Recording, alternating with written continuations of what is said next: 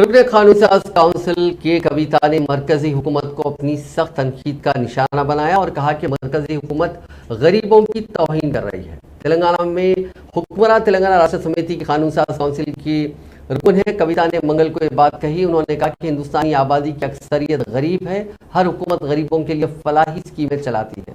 مرکز میں B J پی کی زیر اقتدار حکومت ایک ماحول بنا رہی ہے اور غریبوں کے لیے فلاحی اسکیموں کو مفت کہہ کر ان اسکیموں کی توہین کر رہی ہے۔ کویتا نے مرکز کی مودی حکومت پر حملہ کرتے ہوئے کہا کہ مرکزی حکومت ایسا ماحول تیار کر رہی ہے جیسے غریب حکومت کے رحم و کرم پر جی رہے ہیں۔ انہوں نے مرکزی حکومت سے درخواست کی کہ فلاحی اسکیموں کو مفت نہ کہیں۔ کویتا نے مزید کہا کہ آج کے دور میں کچھ بھی مفت نہیں ہے، یہ غریبوں کی توہین ہے۔ دراصل مرکزی حکومت نے بینک کو لوٹنے والے کارپوریٹس کے لیے 10 لاکھ کروڑ روپے کی چھوٹ کا اعلان کیا تھا۔ غریبوں کے لیے فلاحی اسکیمز ان کی صحت، زراعت اور بچوں کی تعلیم کے لیے ہے اور یہ مفت نہیں ہے۔ مودی حکومت نے سرمایہ داروں کو کروڑوں روپے مفت میں دیے ہیں۔ ٹی آر ایس قائد نے کہا کہ غریبوں کی توہین کرنا بند کیا جائے، یہ مفت نہیں ہے۔ اسکیموں کے ذریعے غریبوں کی مدد کرنا حکومت کی ذمہ داری ہے۔